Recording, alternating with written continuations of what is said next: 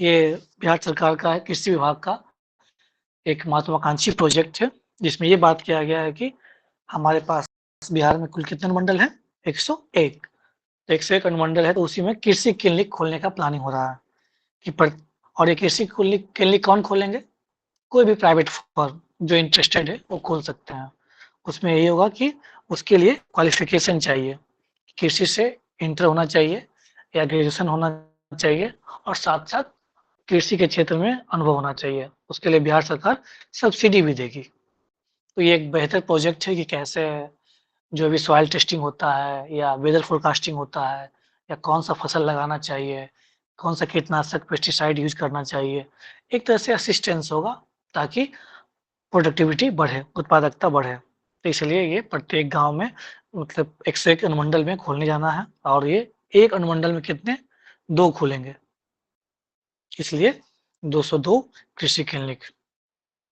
लेकिन अभी तक खुल नहीं पाया, लेकिन आप ध्यान रखेंगे कि ये एक प्रोजेक्ट है, जो आपका मान लीजिए प्राइमरी सेक्टर को कैसे डेवलपमेंट किया जा सकता है। आपसे प्रश्न पूछा जाए कि बिहार का डेवलपमेंट का हमारे पास एग्रीकल्चर का बहुत अच्छा पोटेंशियल है, तो उसके लिए बिहार सरकार क्या कर रही है और क्या-क्या प्रयास कर रही है, आप लोग जानते भी होंगे। कुछ बताइए, कृषि में क्या-क्या प्रयास कर रही है? कोई बताइए, बिहार सरकार कृषि के क्षेत्र में और क्या-क्या प्रयास कर रही है जिससे कि उत्पादकता बढ़ाई जा सके और किसानों को भी उचित दाम मिले? सर अभी बताइए। जैसे कि पोटैटो रिसर्च सेंटर खोलने की बात चल रही थी और सर ओके। साथ ही और? न्यू साइन हुआ था कि शुगर केन का जो सीड है उसमें यील्ड बढ़ सके। हुँ, हुँ। और सर फिर सर कृषि क्षेत्र में ये टैक्स की मदद से सर जो भी एक सीड सीड हब टाइप का है सर, उसको बनाने की मदद की जा रही है। सीड विलेज भी है सर। हुँ, ये सब सर सीड याद आ हब, रहा है अभी। हाँ, हाँ ये सब। बिल्कुल। ठीक है, कोई और बताइए कुछ? एग्रीकल्चर को लेके और क्या प्रयास हो रहा है? सर राज्य में हुँ। Hello sir. हाँ, बताइए, बताइए। सर राज्य हुँ, में जो है ना अभी चौथा कृषि विकास रोडमैप चल रहा है 2023 से बिल्कुल। 28 के लिए। और हाँ, इसके ठीक है। लिए सर राज्य सरकार के द्वारा 1,62,000 करोड़ रुपया की राशि दी गई है।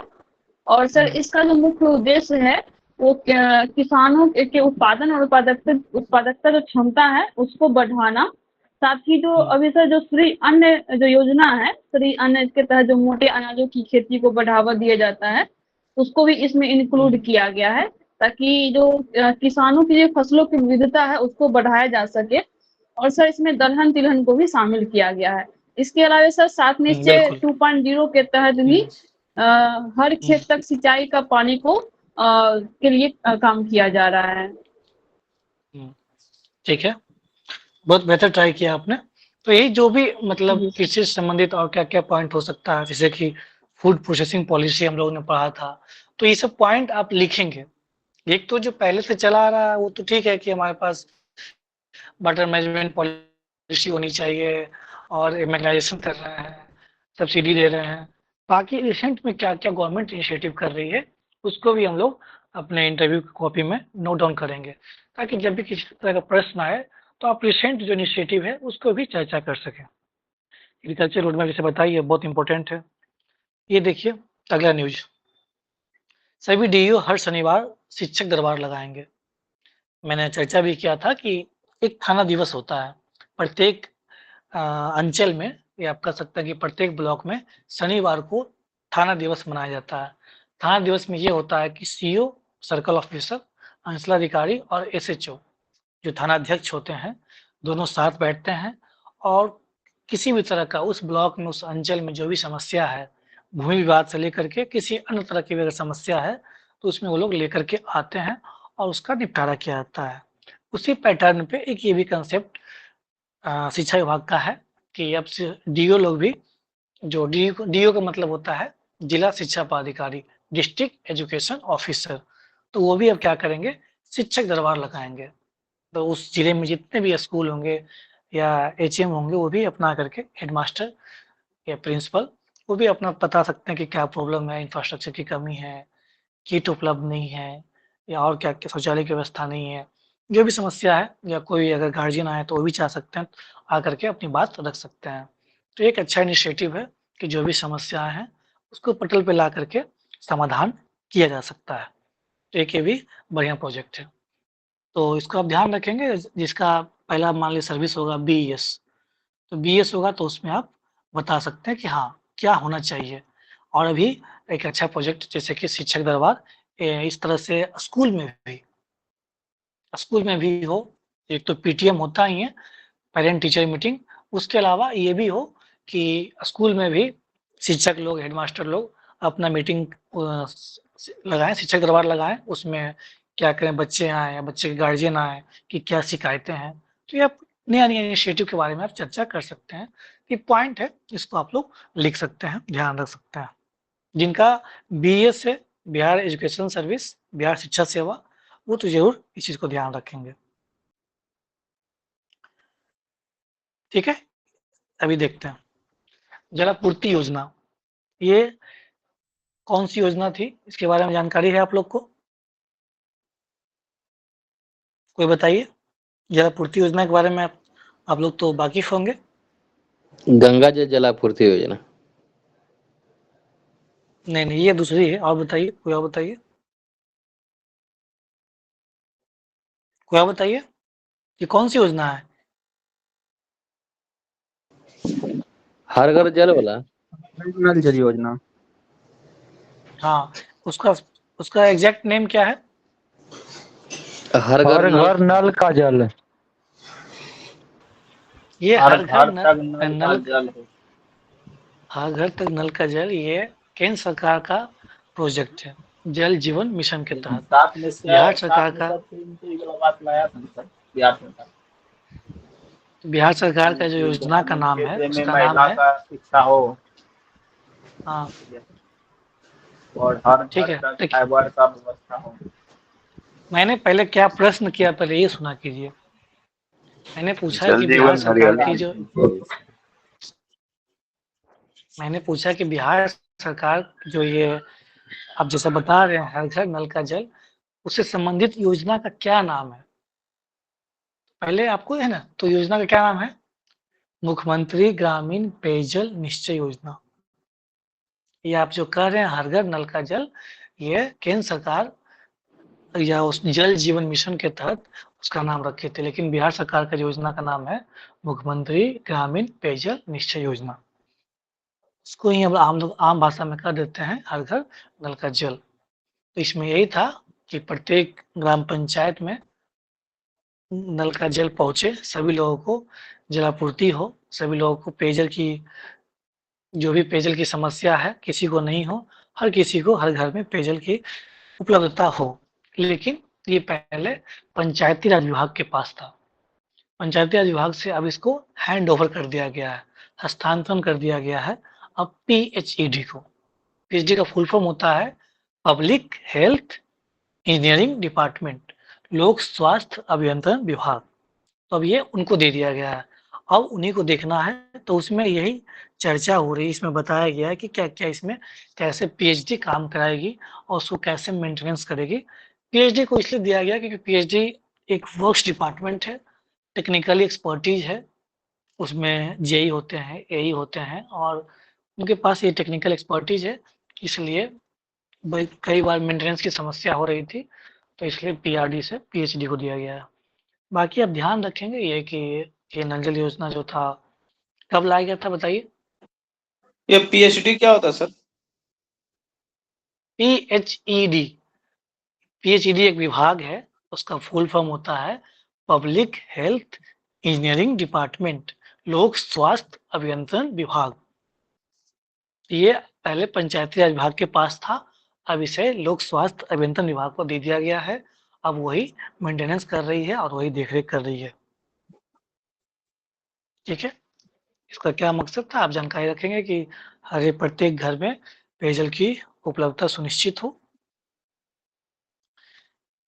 इसको लेके हम तो चर्चा किए ही थे कि अनुमंडल प्रत्येक अनुमंडल में कृषि क्लिनिक खुलना चाहिए।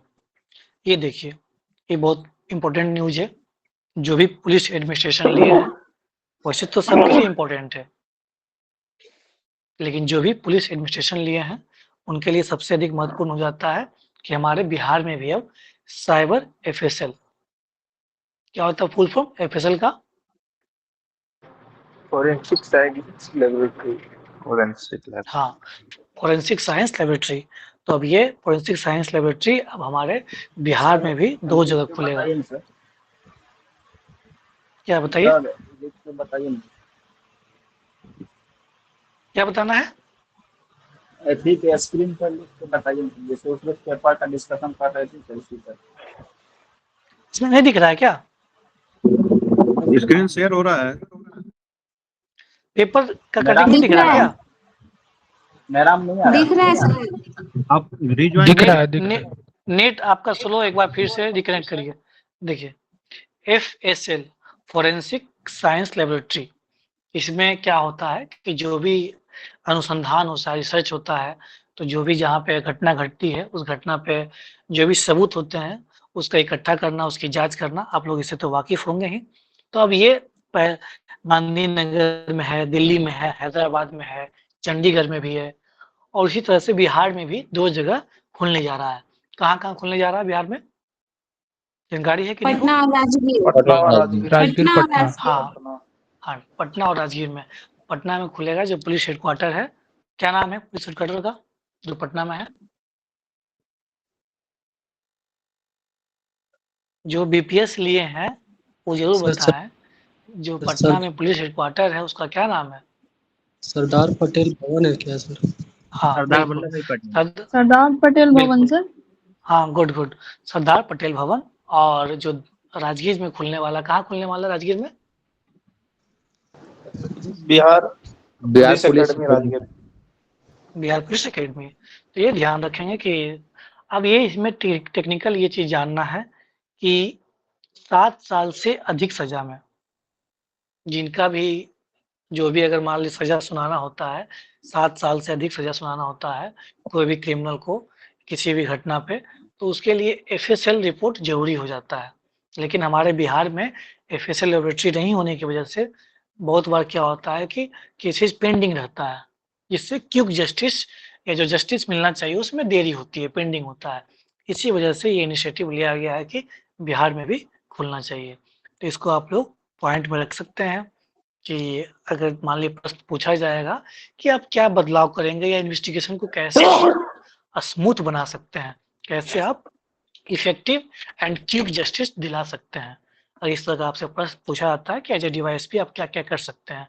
तो इसमें एक आप टेक्नोलॉजी का जब बात करेंगे तो एफएसएल की भी बात आएगी। तो एफएसएल का बात आएगा तो आप बताएँगे, साथ में ये पॉइंट ऐड कर देना है कि इसलिए से इसी तर्ज पे बिहार सरकार ने राजगीर और पटना में एफएसएल लैबोरेटरी भी एस्टेब्लिश करने जा रही है।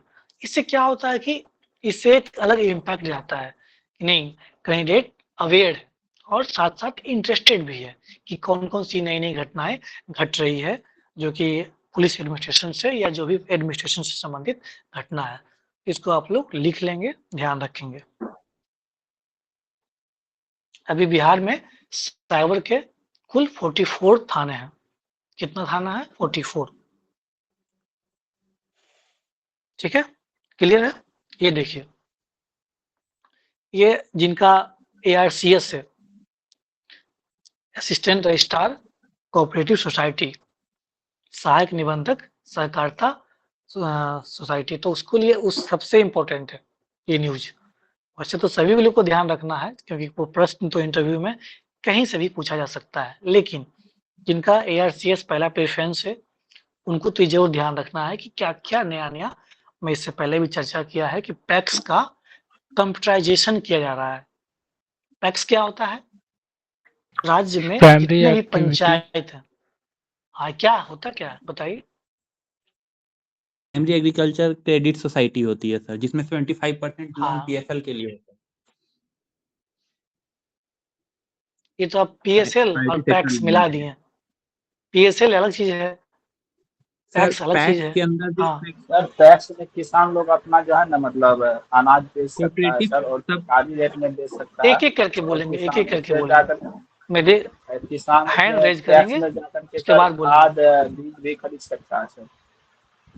और ठीक है। मतलब हर एक पंचायत में रहता है सर एक पैक्स मतलब। ओके, कोई और बताइए, पैक्स सर क्या क्या समझते सहकारिता हैं? मंत्री कौन है सर? प्रेम कुमार है। कोई और बताइए, सर हम पैक्स के बारे में सही क्या बोले थे समझते सर। हैं? सर हम जो बोले पैक्स के बारे में सही बोले थे। सर वो हाँ ठीक बिहार है, के ठीक हैं है। क्या, प्रेम कुमार? हाँ, बिहार बिहार के का ही हैं, प्रेम बिल्कुल कुमार बिहार है, के हैं। देश का नहीं क्या? ये गृह बिहार मंत्री के होता है। सहकारिता मंत्री की बात हो रही है। रुपेश से इसको देखिए, जो हैंड रेज कर रहे हैं, पहले उन्हीं को बोलने दिया ठीक है जाए, सर, देख रहे हैं। एक एक करके बोले। देश का सहकारिता मंत्री बताइए सरकार। हम ठीक, एक एक अमित करके शाह बोले, कोई का एक है। एक करके बोलिए, फैक्ट्स के बारे में बताइए। अमित शाह जी हैं देश का, भारत का। मैं मंत्री पूछ ही रहा हूँ, मैं पूछ रहा हूँ पैक्स के बारे में आप क्या जानते हैं, ये बताना। आप मंत्री पर चर्चा कर रहे हैं। ये इंटरव्यू में आपसे सब्जेक्टिव प्रश्न किया जाता है कि आप पैक्स को किस रूप में देखते हैं। बताइए। सर पैक्स का फुल फॉर्म होता है प्राइमरी फुल एग्रीकल्चर फॉर्म हो गया, क्रेडिट इससे सोसाइटी। आगे बढ़िए, इससे आगे बढ़िए, इससे आगे बढ़िए। फुल फॉर्म हो गया, इससे आगे बताइए। सर स्मॉल ये तो बैंक पहला टाइप का पॉइंट काम हुआ। होता है सर, रूरल बैंक जैसे करती है, क्रेडिट प्रोवाइड करता है, बोरो लोन लेता है, सर वही ये सब काम होता है। ग्रामीण लेवल पर सर ये गेहूं धान को खरीदता है सर, ओके। और उसका नरेंद्र। स्टोर करता है। हाँ, नमस्ते सर। सर पैक्स का काम सर एक्चुअली सर ये क्रेडिट प्रोवाइड करता है सर।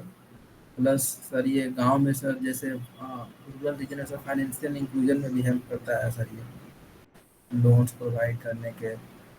प्लस सर ये सर अनाज भी सर ठीक है। आज खरीदने का काम करता हम्म है। ओके ओके, ठीक। देखिए, पैक्स का मैंने इससे भी चर्चा पहले भी किया हूँ। पैक्स का मतलब ये है कि अभी कुल कितने पंचायत है बताइए तो, राज्य में अभी कुल कितने पंचायत है, जानते हैं? 83,000 से सर ज्यादा। 8463 सर 83,000 अप्रोक्स में। 8463, हाँ अप्रोक्स कर सकते हैं।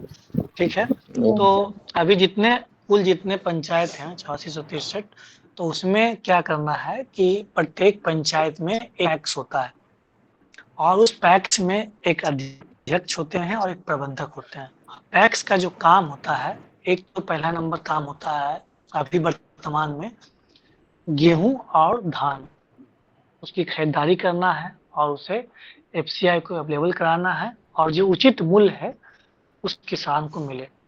दूसरा अभी प्रोजेक्ट चल रहा है कंप्यूटराइजेशन का, जितने भी पैक्स हैं उसको कंप्यूटराइज किया जा रहा है, सर सारा इसमें कुछ केवल काम गेहूं जो है और धान को ही ऑनलाइन। खरीदना है? वर्तमान में अभी यही हो रहा है, पहले कंप्लीट हो जाएगा उसके बाद आप प्रश्न करिएगा। ठीक है। कंप्यूटराइजेशन किया जा रहा है, उससे इसलिए उससे ये बेनिफिट होगा कि जो भी चीजें हैं सब कुछ ऑनलाइन होगा, ताकि ट्रांसपेरेंसी आए। तीसरा, इसी से संबंधित और भी जो डेवलपमेंट सहकारिता विभाग कर रही है, जैसे अब क्या हो रहा है कि सहकारिता विभाग अब पेट्रोल पंप भी खोलेगी। उससे ये होगा कि जो भी किसान है या डीजल के लिए या पेट्रोल के लिए जो समस्या होती थी, उसको अब कहीं गांव से बाहर जाने की जरूरत नहीं पड़ेगा। यह सबसे नियरेस्ट जो ग्राम पंचायत होगा या नियरेस्ट जहाँ पे खुला होगा, वहाँ पे ही आप इजिली अवेलेबल होगा। तो उससे उसका जो करियर कॉस्ट है वो बचेगा। और प्रयास कर रही है कि कोल्ड स्टोरेज खोलना है, जो किसान के पास जो सब्जियां उगती है या और भी जो सब्जियां हैं, फल फूल है, अगर वो उगता है रखते हैं, तो उससे क्या होता है कि आलू है खराब हो जाता है। तो अब प्रयास हो रहा है कि ग्राम पंचायत प्रत्येक पैक्स में भी कोल्ड स्टोरेज हो, ताकि जिससे किसान को अधिक से अधिक मुनाफा हो सके और फसल का या फल फ्रूट का नुकसान ना हो। सहकारी बैंक, जैसा कि आप लोग बताएं कि लोन के लिए जो भी किसान कुछ आगे बेहतर करना चाहते हैं तो उसको भी इजिली अवेलेबल हो loan. CSC centre, CSC centre भी कई पैक्स के द्वारा संचालन किया जा रहा है, उसको लोग बोलते हैं कॉमन सर्विस सेंटर। उसमें बहुत सारी सुविधाएं उपलब्ध है। सीएससी सेंटर में जो भी आ जाती है, आय है, निवास है, पेंशन है, राशन है, आयुष्मान कार्ड है, तो ये सब सुविधाएं वहाँ मिलती है। तो वो सब सुविधाएं भी सहकारिता विभाग या सहकारिता के जो भी ब्लॉक स्तर पे या पंचायत स्तर पे जो पैक्स होते हैं वो सुविधाएं उपलब्ध करा रहे हैं। एक है जन औषधि केंद्र, ये भी कई पैक्सों में खोला गया है। जो हमारा प्रधानमंत्री आयुष्मान योजना है, जिसके तहत जन औषधि केंद्र खोला जाना है, जिसको जेनेरिक मेडिसिन जो उपलब्ध कराया जाता है। तो ये सब आपका पैक्स का, सहकारिता विभाग का कुछ नया इनिशिएटिव है, इसको आप लोग ध्यान रखेंगे। जैसे पेट्रोल पंप, कोल्ड स्टोरेज, सहकारी bank, CSC centre, Jan Aushadhi केंद्र, और साथ साथ अभी पैक्स का कंप्यूटराइजेशन किया जा रहा है, मतलब प्रत्येक पैक्स को कंप्यूटर भी दिया जा रहा है ताकि जो भी चीजें हो सब कुछ ऑनलाइन हो। तो ये आपका जिनका भी ARCS है वो तो ध्यान रखेंगे ही, बाकी सहकारिता विभाग क्या क्या प्रयास कर रही है और क्या क्या बेहतर किया जा सकता है। क्योंकि सहकारिता क्या है, type of cooperative, type of ऐसा आप कह सकते हैं कि फॉर्मल ऑर्गेनाइजेशन, जो कि गवर्नमेंटल तो नहीं कर सकते हैं, लेकिन इस तरह से सशक्त किया जाए कि ताकि जो भी चीजें मिलनी चाहिए उचित रूप में वो आसानी से उपलब्ध हो। तो ये कुछ इनिशिएटिव है, इसको आप ध्यान रखेंगे। पेट्रोल पंप, कोल्ड स्टोरेज, सहकारी bank, common service centre, Jan Aushadhi केंद्र और कंप्यूटराइजेशन ऑफ पैक्स का कंप्यूटरीकरण। ठीक है सर, ये भी प्रावधान किया बताइए। गया है कि पैक्स जो है सर वो फर्टिलाइजर्स और हाई एंड सीड्स भी प्रोवाइड करेंगे किसानों को। हाँ बिल्कुल, इसको आप ऐड कर सकते हैं। तो आप बताइए। ठीक सर है, इसका चुनाव कोई दिक्कत प्रक्रिया है कैसे इसमें? है सर?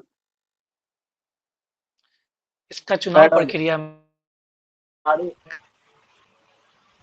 इसका जो पैक्स का जो, हाँ कोई बताइए, कोई जानते हैं कैसे होता है चुनाव प्रक्रिया? सर हम बोल रहे थे क्या मैं करके? बताया हूँ। सर पैक्स का चुनाव, अरे कोई एक ही करके मनोज बोलेंगे। हैंड रेज करेंगे फिर पैक्स का बोलेंगे। चुनाव तो सर रुपेश से इसको देखिए, एक ही करके कोई हाँ बोलेगा। हाँ, रामानुज बोलिए। सर पैक्स में मेंबर होते हैं, वो मेंबर ही पैक्स का अध्यक्ष का चुनाव करते हैं। ओके फिर अध्यक्ष लोग आपस में मिल करके एक तो सुप्रीम होते हैं जिला में, उनका चुनाव करते हैं सर। ओके पूजा। बताइए सर पूजा। पैक्स का पहले जी सर पहले पैक्स का मेंबर बना जाता है और उसके बाद फिर 2-3 साल के बाद जो है पैक्स के में जितने मेंबर होते हैं उन्हीं वही आपस में एक अध्यक्ष का। ठीक है, देखिए तो पैक्स का चुनाव, हाँ कोई आप बोलना चाह रहे हैं, बोल दीजिए। सूरज।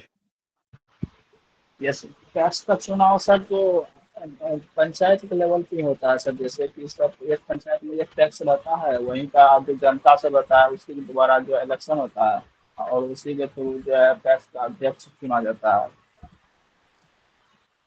ओके ठीक, देखिए पैक्स का मैंने बताया था कि पैक्स में ये होता है कि एक पंचायत में एक पैक्स होते हैं और उस पैक्स में मेंबर होते हैं 10, 50, 100, 150 मेंबरशिप उसको लेना होता है। और जब तक वो लेने के लिए पहले BCO वो ऑनलाइन अप्लाई कर सकते हैं। ऑनलाइन अप्लाई करने के बाद प्रखंड लेवल पे ब्लॉक कोऑपरेटिव ऑफिसर होते हैं, प्रखंड सहकारिता प्रसार पदाधिकारी, उनके द्वारा फॉरवर्डिंग किया जाता है ARCS को। लेकिन उसमें अप्रूवल चाहिए, जो पैक्स के अध्यक्ष हैं उनका भी चाहिए होता है, और अल्टीमेट जो है ARCS के द्वारा फाइनल अप्रूवल होता है, तब जाकर के वो मेंबर बनते हैं पैक्स के। और पैक्स के अध्यक्ष बनने के लिए जितने भी मेंबर हैं, एक ग्राम पंचायत में 100 हो सकते हैं, 200 हो सकते हैं, 500 हो सकते हैं, मेंबरशिप पहले पैक्स का लेना होता है। उसके बाद उसी होता है और उसी में से एक अध्यक्ष बनते हैं, जो कि 5 साल के लिए होते हैं। ठीक प्रक्रिया उसी तरह से होता है, लेकिन इसमें बस यही है कि ओपन चुनाव नहीं होता है।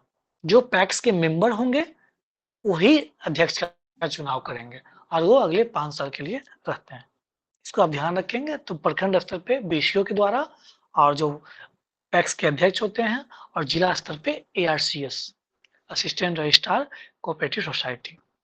उनके द्वारा ये सब सर चीजें मॉनिटरिंग की मेंबर बनने का क्या क्राइटेरिया सर? जाती है। हाँ, पैक्स के मेंबर बनने का क्या आपके प्रक्रिया? आवाज नहीं आ रहा। मेंबर बनने का प्रक्रिया क्या मैं है? भी क्या बताया, बनने की प्रक्रिया यही है कि पहले आपको ऑनलाइन अप्लाई करना होगा।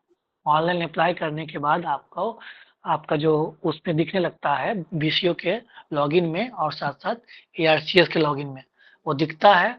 और जब सारा रिक्वायर्ड अगर फुलफिल करते हैं तो अप्रूवल किया जाता है, तब आप मेंबर बन सकते हैं।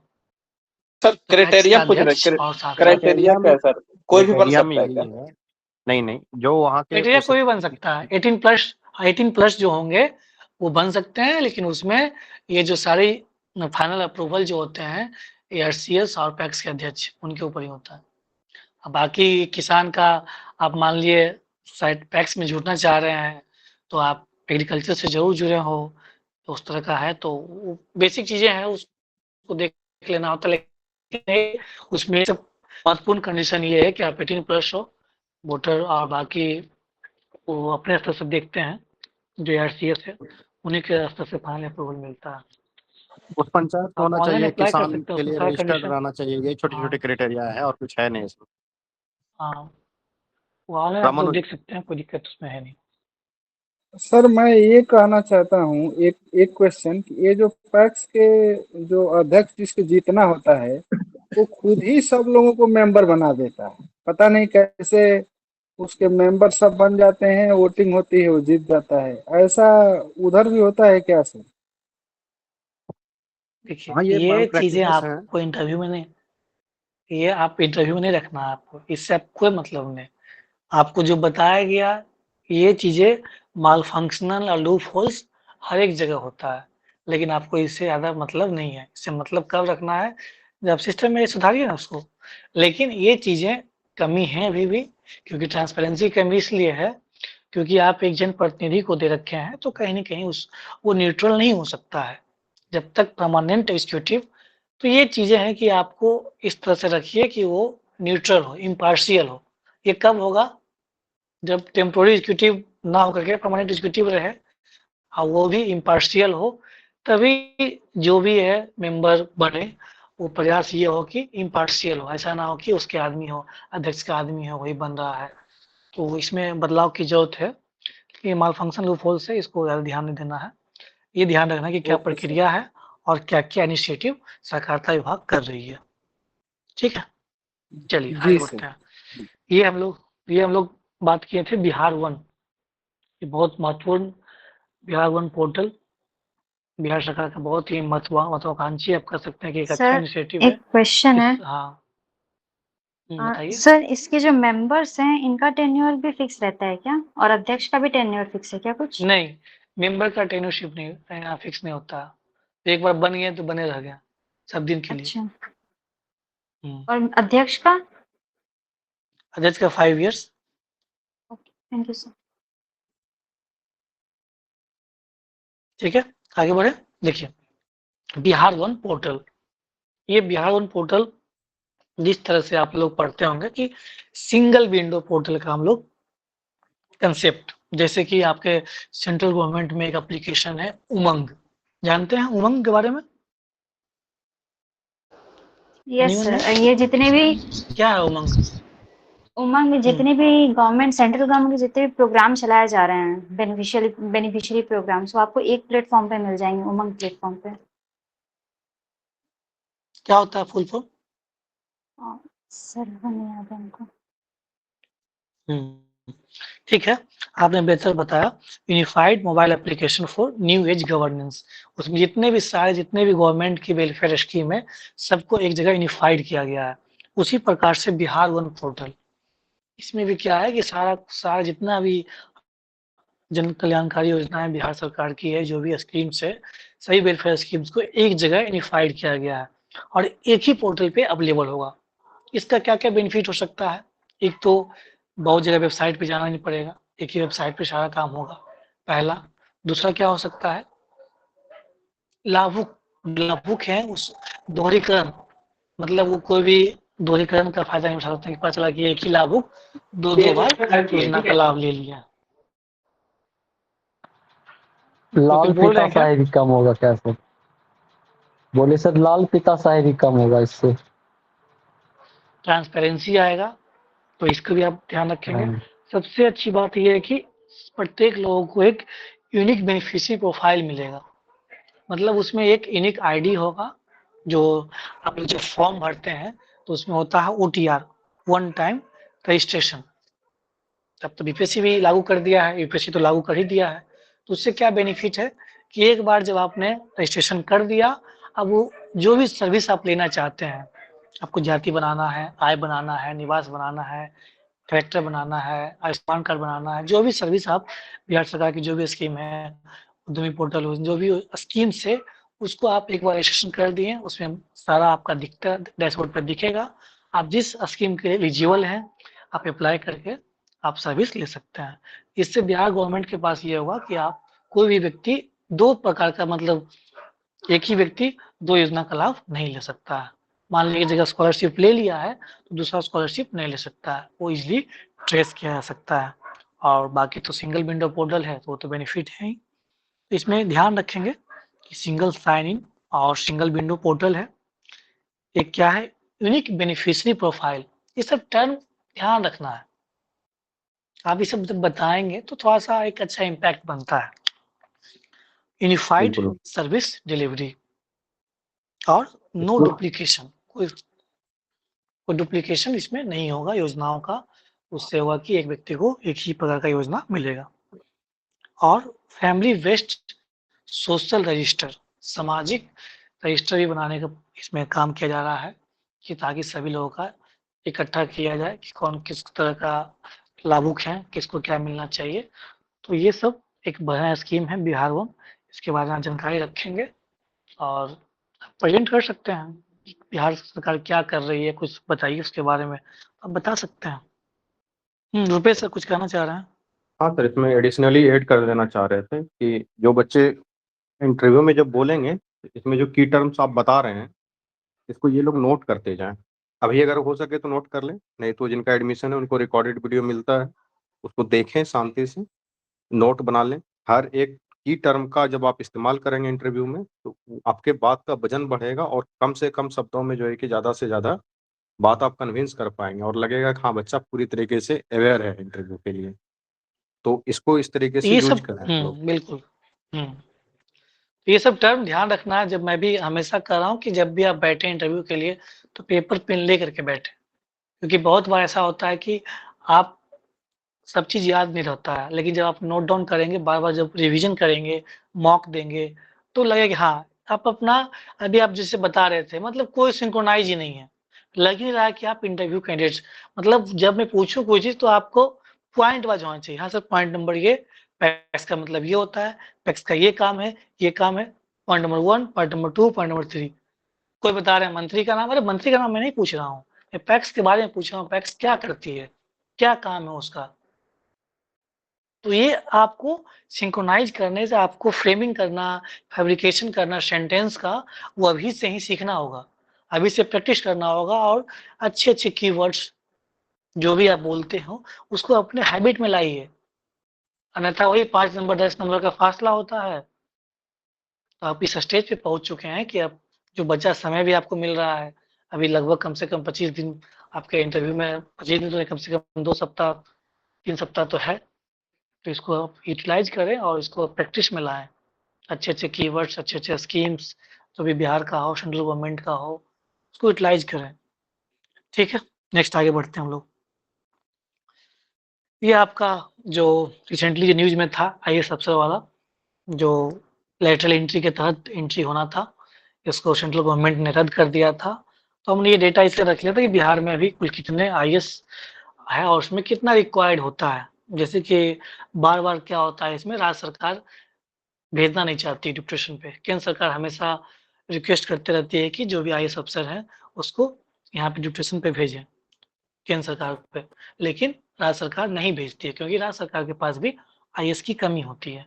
केंद्र सरकार का कहना होता है कि भाई हमें पॉलिसी मेकिंग करना है, उसके लिए हमें आईएएस चाहिए। राज्य सरकार का कहना होता है मेरे पास भी आईएएस की कमी है, हम नहीं भेज सकते हैं, रिलीविंग नहीं करते हैं, उसको बोलते हैं विनिर्मन करना। रिलीज़ नहीं करते हैं, तो आईएएस नहीं जा पाते हैं।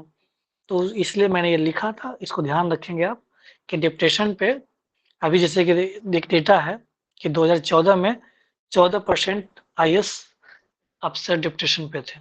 अभी वर्तमान में 2021 में मात्र 6% ही है केंद्र सरकार के पास। अब मात्र जहाँ 14 और होना चाहिए कितना 40%। तो सोचिए कि पॉलिसी मेकिंग में कितना हैम्पर हो सकता है। तो इसको लेकर के ये सरकार ऐसा विचार कर रही है केंद्र सरकार कि आईएएस की वैकेंसी को बढ़ाया जाएगा और जो डायरेक्ट रिक्रूटमेंट होता है यूपीएससी के तहत उसी से लिया जाएगा। तो ये बिहार का आप डेटा याद रखेंगे कि कुल अभी 250 यहाँ पे है, उसमें से 30 लोग डिप्टेशन पे हैं। और कैसे क्या-क्या होता है इसमें यही ध्यान रखना है कि जब तक राज्य सरकार रिलीव नहीं करेगी तब तक कोई भी आईएएस अफसर केंद्र सरकार के स्तर पे डिप्टेशन जो होता है वहाँ नहीं जा सकते हैं। ठीक है? और कौन देखता है इसको? डीओपीटी देखता है।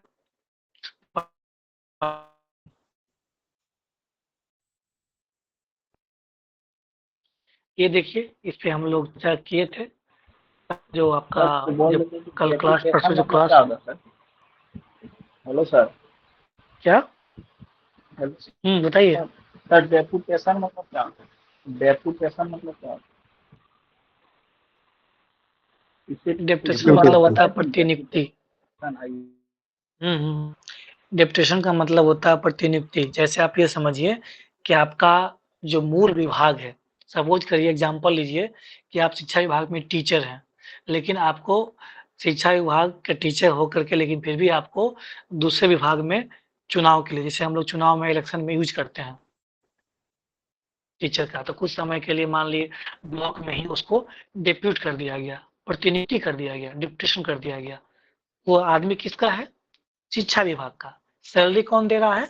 शिक्षा विभाग दे रहा है। सारा स्थापना, उसकी छुट्टी वगैरह सारा कुछ कौन है? शिक्षा विभाग है। लेकिन हम लोगों ने उसको डिप्यूट किया for the purpose of election, तो उसको हम लोग बोलेंगे कि डिप्यूटेशन के स्तर पे ब्लॉक एडमिनिस्ट्रेशन प्रखंड प्रशासन में वो ब्लॉक में नियुक्त प्रतिनियुक्त है। ठीक है? तो ये एग्जाम्पल हुआ कि मतलब स्थापना, उसका छुट्टी, उसकी सैलरी कोई और विभाग दे रही है, लेकिन डिप्यूटेशन प्रतिनियुक्ति कहीं और पे की गई है, ताकि जैसे कि अभी मान ली कोई बिहार कैडर का आईएएस है, तो बिहार कैडर का आईएएस है तो बिहार सरकार ही उसकी सैलरी देती है, उसका स्थापना, उसका सर्विस बुक सब कुछ बिहार सरकार के पास है। लेकिन वो डिप्यूटेशन पे जब जाएंगे तो केंद्र सरकार के पास, तो लेकिन है किसका आदमी? बिहार कैडर का आदमी है, लेकिन कहाँ पे है प्रतिनियुक्त? केंद्र सरकार पे प्रतिनियुक्त है। तो ये प्रतिनियुक्ति का मतलब हुआ कि स्थापना, एस्टेब्लिशमेंट, उसका सैलरी सब कुछ दूसरा विभाग दे रहा है और काम किसी और का कर रहे हैं, उसको हम लोग बोलते हैं डिप्यूटेशन, प्रतिनियुक्ति। ठीक है, चलिए आगे बढ़िए। Sir hello sir. हाँ बताइए। सर डेपुटेशन पे तो सर डेपुटेशन पे तो सैलरी क्या बोलते हैं डेपुटेड डिपार्टमेंट देता है ना, जिस डिपार्टमेंट में वो डेपुटेड होते हैं।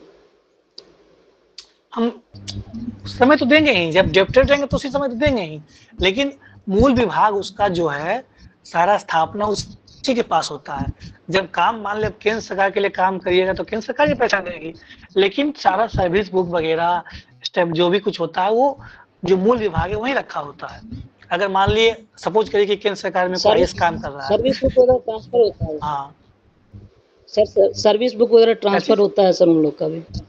सर्विस वगैरह भी आईएएस का ट्रांसफर होता है सर, जब वो सीएसएस मतलब सेंट्रल स्टाफिंग स्कीम में आते हैं तो। लेकिन नियुक्ति किसके लिए हुई? बिहार कैडर का है मान लिया आईएएस, तो मूलतः किसका कहा जाएगा? बिहार कैडर का है, तो मूल विभाग उसका बिहार कैडर है। प्रतिनियुक्ति हो गया, बस इतना सिंपल है कि भाई मूल विभाग आपका यहाँ है और प्रतिनियुक्त वहाँ के काम उस समय के लिए कर रहे हैं, लेकिन आप मूल विभाग आपका बिहार है, जिनका जो कैडर हो। बेसिक ये समझना है। ठीक है, आगे बढ़ते हैं हम लोग। सर्वे अधिकारी मौखिक, हाँ मौखिक समझौते, ये हम लोगों ने चर्चा भी किया है कि हमारे बिहार में सर्वे हो रहा है, कौन कौन सा डॉक्यूमेंट्स चाहिए। इसके पहले हम लोग बताए थे खातियान क्या होता है, खाता क्या होता है, खसरा क्या होता है, रकबा क्या होता है, ये सब टर्मों की भी चर्चा किए थे। और कौन कौन सा रिक्वायर्ड डॉक्यूमेंट्स जो कि लग रहा है और सर्वे क्या होता है, ये सब हमने चर्चा किया था। आप लोग अवेयर हैं? अगर नहीं है तो कोई बताइए जो पिछले क्लास में थे। क्या बताइए कोई? एनीवन? सर ये सर्वे डिपार्टमेंट क्या ऑफ है? रेवेन्यू एंड यस हाँ सर, ठीक है, ओके। जो land survey department of revenue and land record द्वारा कराया जा रहा है और इसमें हम लोग डिजिटल रिकॉर्ड मेंटेन कर रहे हैं, बना रहे हैं सभी जो भी लैंड रिकॉर्ड है आज तक डिजिटलाइज नहीं हुआ है, तो उसका डिजिटल ओके अमन। यस सर, जो टर्म्स है उस पर डिस्कस कर रहे थे कि खाता क्या होता है, खिसरा क्या होता है। जी जी लाइक बताओ। एक ग्राम पंचायत होते हैं तो उसमें एक खाता नंबर अलॉट किया जाता है और उस ग्राम पंचायत में अगर बहुत सारे विलेजेस है, 3-4 विलेजेस, तो लाइक उसके अकॉर्डिंगली खिसरा होता है, लाइक 1A 1B 1C ऐसे डिनोट किया जाता है। उसके बाद फिर खतियान बेसिकली जो रिकॉर्ड्स है लैंड के, आई थिंक जिसमें चौहद्दी होता है शायद उसको बोलते हैं। फिर एक वंशवाली। ओवरऑल ओवरऑल जितने भी उस क्षेत्र में जितने भी लैंड है सबका रिकॉर्ड, उसको हम लोग बोलेंगे खातियान। बताइए, बोलिए बोलिए। और फिर एक वंशवाली था जो फैमिली ट्री डिस्कस वंशावली। हुआ था। वंशावली, वो फैमिली ट्री बोलते हैं इसको। और एक रकबा था ठीक। टर्म जो कि मेजरमेंट होता है।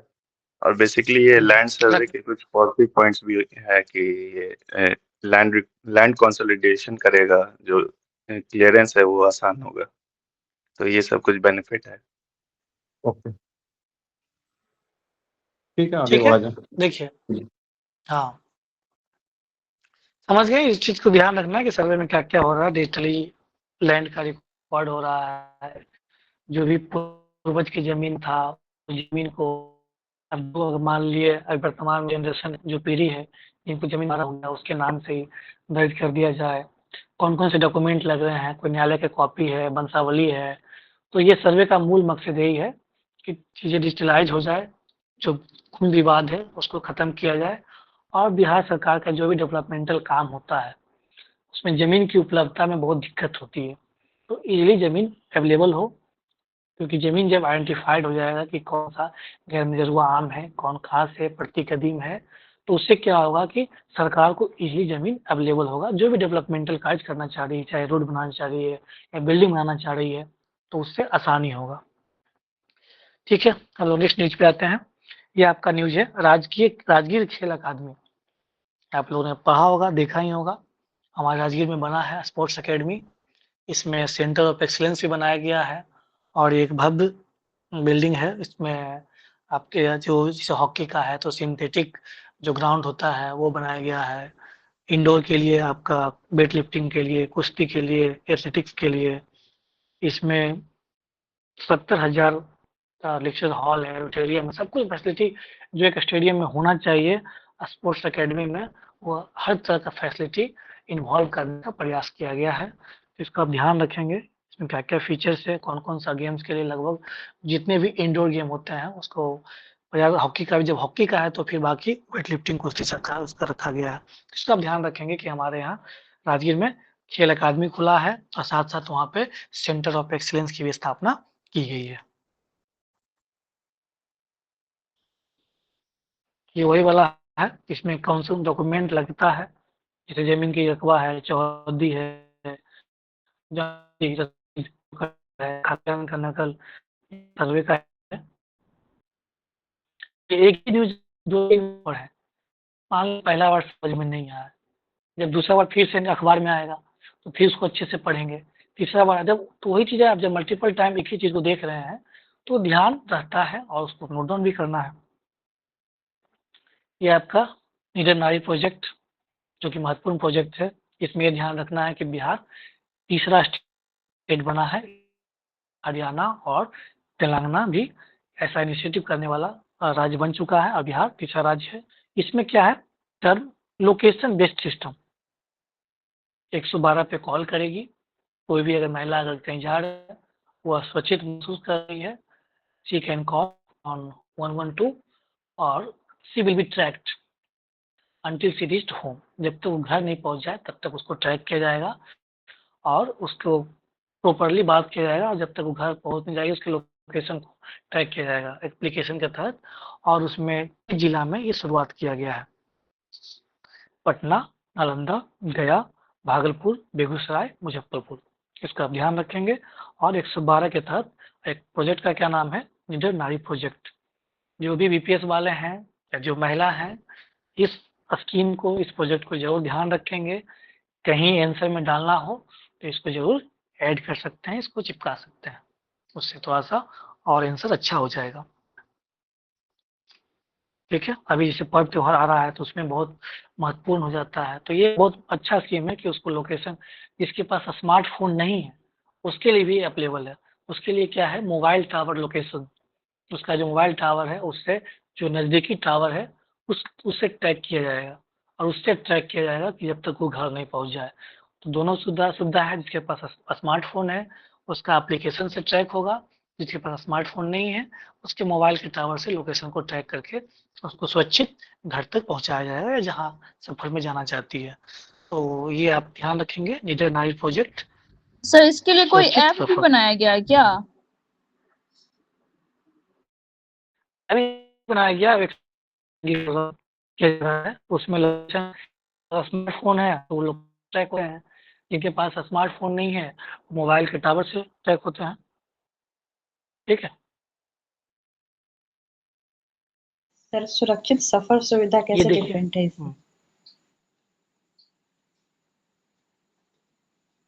हेलो, सुरक्षित सफर ही तो देना है, सुरक्षित सफर ही तो इसका मूल मकसद क्या है, वो सुरक्षित रूप से सेफ ट्रेवलिंग हो, उसके लिए सुरक्षित सफर ही देना है उसको। निडर नारी प्रोजेक्ट का मकसद ही है कि अगर कोई महिला अकेले जा रही है और वो सुरक्षित महसूस नहीं कर रही है तो बेहिचक 112 पे कॉल करके वो अपना, जैसे 112 पे कॉल करेगी बताएगी, उसका नंबर या उसका लोकेशन ट्रैक किया जाएगा और उसको डायरेक्टली कम्युनिकेट, जो आए 112 का जो कंट्रोल सेंटर है, कंट्रोल एंड कमांड सेंटर, उसको कंट्रोल करते रहेगी, कम्युनिकेट करते रहेगी, ताकि किसी भी तरह का दिक्कत हो तो तुरंत क्विक असिस्टेंस कैसे दिया जाएगा, जो नियरेस्ट थाना होगा। सपोज करिए कि मान ले वो पटना में हो, तो पटना के जो नियरेस्ट थाना होगा, आगम कुआं थाना है, जक्कनपुर थाना है, जो नियरेस्ट थाना होगा वहाँ का 112 की जीप जाएगी। अगर उसे असुरक्षित महसूस होगा या किसी प्रकार का डर लगेगा। ये पायलट प्रोजेक्ट है, प्रयास है कि इसको बिहार के सभी क्षेत्रों में लागू किया जाए, लेकिन अब इसको आप ध्यान रखेंगे, एक अच्छा प्रोजेक्ट है महिलाओं के सुरक्षित सफर के लिए। ये देखिए, ये सब भी अच्छा न्यूज है, बहुत 12 स्मार्ट सर आपका आवाज बार बार कट जा रहा है बीच बीच में। 12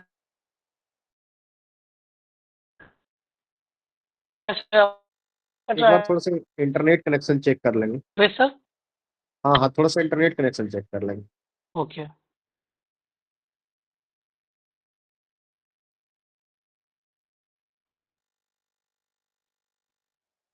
इंडस्ट्रियल स्मार्ट सिटी, उसमें आप देख सकते हैं अलग अलग स्टेट का, आगरा है, खुरपिया है, पाली है, राजपुरा है, जहीराबाद है, दिघी है, पलक्कड़ है।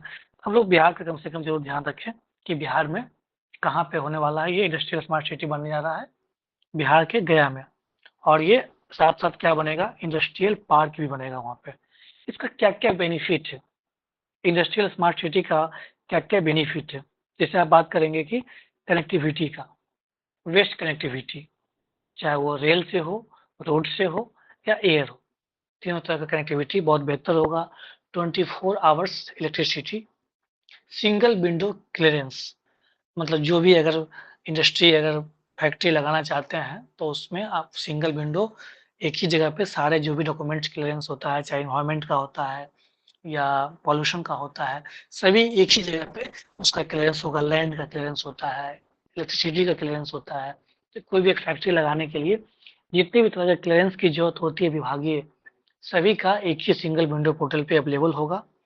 प्लग एंड प्ले, इससे पहले मैं बताया था कि चनपटिया जो मॉडल है वो उसी प्रोजेक्ट पे काम करता है कि वहाँ पे जो तत्कालीन जिला प्रशासन है उसने एक व्यवस्था ऐसा किया है कि एक बहुत बड़े एरिया में जो सुविधाएं मिलनी चाहिए, पावर का सुविधाएं मिलना चाहिए, जो बेसिक इंफ्रास्ट्रक्चर है वो मिलना चाहिए, वो चीज़ें उपलब्ध कराई गई। आप आइए वहाँ पे अपना प्रोजेक्ट को बनाइए और आपके जो भी बेसिक सुविधाएं हैं इंफ्रास्ट्रक्चर वो मिलेगा और आप प्रोडक्शन कर सकते हैं। तो यहाँ पे भी स्मार्ट सिटी में इंडस्ट्रियल पार्क के साथ साथ इस तरह का प्लग एंड प्ले भी ऐसा प्रोजेक्ट वहाँ पे एस्टेब्लिश किया जाएगा कि अगर कोई हैंड बेस्ड फैक्ट्री है जिसको इंफ्रास्ट्रक्चर की जरूरत है या इक्विपमेंट्स की जरूरत है वो अवेलेबल नहीं है तो उपलब्ध कराया जाएगा। ई लैंड मैनेजमेंट, ये कुछ कुछ चीज़ें बेनिफिट है कि क्या क्या स्मार्ट सिटी में रहेगा। इंडस्ट्रियल स्मार्ट सिटी में कर्मचारी से यहाँ देखिए आपको दिख रहा हो, कर्मचारी परिवार से मतलब एक जगह वहाँ पे हेडक्वार्टर भी होगा, रेसिडेंशियल, ताकि फैक्ट्री से रेसिडेंशियल फैमिली को रखने में कोई दिक्कत ना हो। ये जो क्वाड्रिलेटरल आपका कॉरिडोर है उसके भी नज़दीक है, बिजली 24 घंटा रहेगी, single window clearance, single investors जो सबसे पहला वहाँ इन्वेस्ट करना चाह रहे हैं तो उसको भी डिस्काउंट मिलेगा सब्सिडी के रूप में। E land management system, gas pipeline होगा, रिसाइकलिंग की प्रक्रिया होगी, तो ये सब बेनिफिट है, इसको आप लोग ध्यान रख सकते हैं। इंडस्ट्रियल स्मार्ट सिटी में क्या क्या बेनिफिट्स है और इसको हम लोग क्या क्या यूटिलाइज कर सकते हैं और कहाँ पे बिहार के गया में हो रहा है और क्या क्या इसमें सुविधा है। और इसके जो नज़दीकी जो जिला है, औरंगाबाद है, कैमूर है, जमुई है, अरवल है, नालंदा है, शेखपुरा है, वो सभी बेनिफिट होंगे, वो सभी डेवलपमेंट होगा। ये वही न्यूज है सर्वे वाला, इसमें ये ध्यान रखिए कि ये भी कुल कितना मौजे हैं। मौजे मतलब क्या होता है, जानते हैं मौजा के बारे में? Revenue village. हाँ, रेवेन्यू विलेज को हम लोग बोलते हैं मौजा। और ये बिहार में कुल इतने रेवेन्यू विलेज हैं, कुल इतने ही, उसमें से इतना पे सर्वे शुरू हो चुका है, इसको आप ध्यान रखेंगे। एक लास्ट न्यूज इसको हम लोग देख लेते हैं, ये 31/8 का न्यूज है, 31 अगस्त। राष्ट्रीय गाद प्रबंधन नीति, नेशनल सिल्ट मैनेजमेंट पॉलिसी। ये क्योंकि हमारे बिहार में आप जानते हैं कि फ्लड मैनेजमेंट का बहुत समस्या है, हमारे पास पानी का तो अपार संभावना है, प्रचुर संसाधन है, लेकिन हम लोग उसको सही तरीके से यूटिलाइज नहीं कर पाते हैं। क्योंकि अब ऐसा होता है कि कहीं बाढ़ ही आ गया नॉर्थ बिहार में, साउथ बिहार में सूखा आ गया। तो ये राष्ट्रीय गाद प्रबंधन नीति केंद्र सरकार बना रही है और इसके अलावा नए बराज भी बनने जा रहे हैं, गंडक में बनेंगे, कोसी में बनेगा, बागमती भी बनेगा, महानंदा भी बनेगा। इसको आप ध्यान रखेंगे और जब आप चर्चा हो कि फ्लड मैनेजमेंट को कैसे स्टॉप किया सकता है या कैसे हम लोग कंट्रोल करें, तो उसमें इस पॉलिसी की भी चर्चा कर सकते हैं कि बिहार सरकार के सुझाव पे केंद्र सरकार अभी नेशनल सिल्ट मैनेजमेंट पॉलिसी भी बनाने जा रही है, जिससे जो भी साल्ट, चाहे वो कोसी का होता है, बागमती का, जो भी सिल्ट लेकर के आता है, उस सिल्ट को हम लोग अच्छे तरीके से उसकी निकासी कर सकें और उसका यूटिलाइज भी, जैसे मान लिया अगर बालू के रूप में भी यूज किया जा सकता है, तो सिल्ट को अगर सही से निकासी हो तो उससे ये क्या होगा कि पानी का लेयर अपर तक नहीं बढ़ेगा, तो बाढ़ से रोका जा सकता है। तो इस तरह का प्रयास किया जा रहा है और साथ में बैराज भी बनाए जा रहे हैं। फ्लड मैनेजमेंट से प्रश्न जब भी पूछा जाए कि कैसे बाढ़ को रोक सकते हैं, तो इसमें आप ये चर्चा कर सकते हैं। तो जो भी आपका न्यूज है, तो ये आप क्या कर रहा है, ये एडिशनल वैल्यू, मतलब वैल्यू एडिशन है।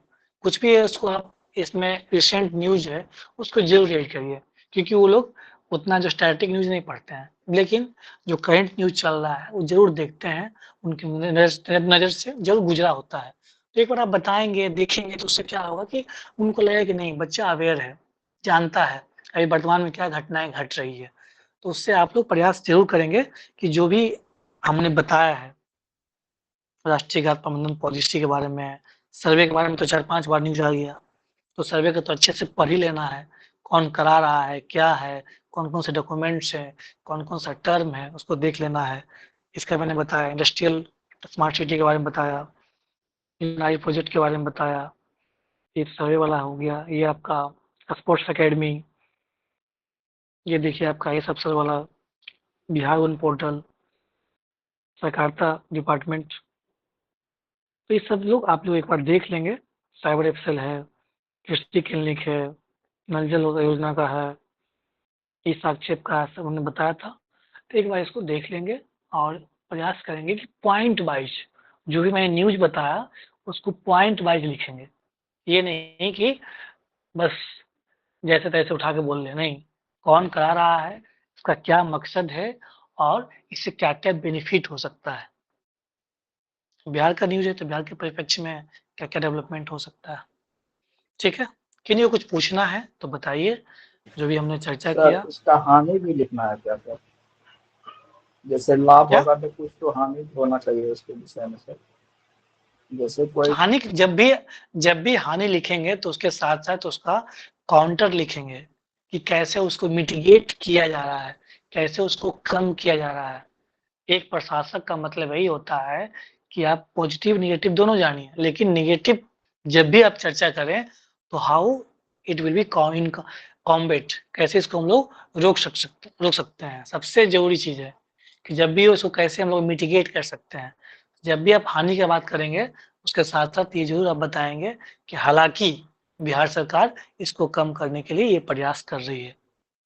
However Bihar government is trying to mitigate this in this way, जो भी स्कीम है या जो भी तरीका है। तो जब भी किसी भी चीज़ का आप नेगेटिव बताएँगे, तो उसका जैसे मान लिया सर्वे वाला ही हो रहा है। सर्वे वाला में क्या समस्या आ रहा है कि कई लोगों के पास डॉक्यूमेंट्स अवेलेबल नहीं है। उसके लिए आप बताएँगे कि रिसेंटली बिहार सरकार ने क्लियरली बताया है कि कोई डेडलाइन फिक्स नहीं किया गया है। इससे पहले कहा गया था कि मई 2025 तक हम लोग कंप्लीट कर लेंगे सर्वे। लेकिन इधर फिर से जो आपके राजस्व मंत्री हैं, उन्होंने कहा है कि नहीं, इसके लिए कोई डेडलाइन नहीं है, जिनके पास डॉक्यूमेंट नहीं है, तो डॉक्यूमेंट अच्छे से आप लोग उपलब्ध कर लें। जिनके लिए वंशावली की समस्या आ रही थी, वंशावली का, तो अब उसमें ये कहा गया है कि स्वघोषित सेल्फ डिक्लेयर्ड वंशावली, वो भी आप दे सकते हैं, वो भी वैलिड होगा। तो जहाँ पे नेगेटिव है, उसको कैसे मिटिगेट कर सकते हैं, कैसे कॉम्बैट कर सकते हैं, कैसे रोक सकते हैं, ये ज़रूर आप पॉइंट ऐड करेंगे। या तो सरकार का इनिशिएटिव या आपका अपना होना चाहिए कि कैसे इसको रोका जा सकता है। ठीक है? रामानुज। Yes sir. हाँ, कुछ बोलना है? राहुल। हाँ सर, एक रिक्वेस्ट था सर। हाँ। सर बीपीआरओ सर चले गए क्या? बोलो क्या बोलना है, बोलो है। सर वो स्किल डेवलपमेंट के रिगार्डिंग कुछ बिहार के स्कीम्स बता देते सर। स्किल डेवलपमेंट के रिगार्डिंग कुछ स्कीम्स करा देते सर, बिहार गवर्नमेंट के। अच्छा अच्छा, ठीक। अब अगले क्लास में करवा दिया जाएगा। हाँ सर, थैंक यू सर। ठीक है, फिर चलते हैं। फिर अगले क्लास का नोटिफिकेशन आपको मिल जाएगा। जिनका एडमिशन नहीं है वो एडमिशन करा सकते हैं। फिर मिलते हैं हम लोग नेक्स्ट क्लास में। Good night. Okay, good night. ठीक है sir, thank you sir, good night. Good night. Good night good sir. Night sir. Thank you sir. Good night.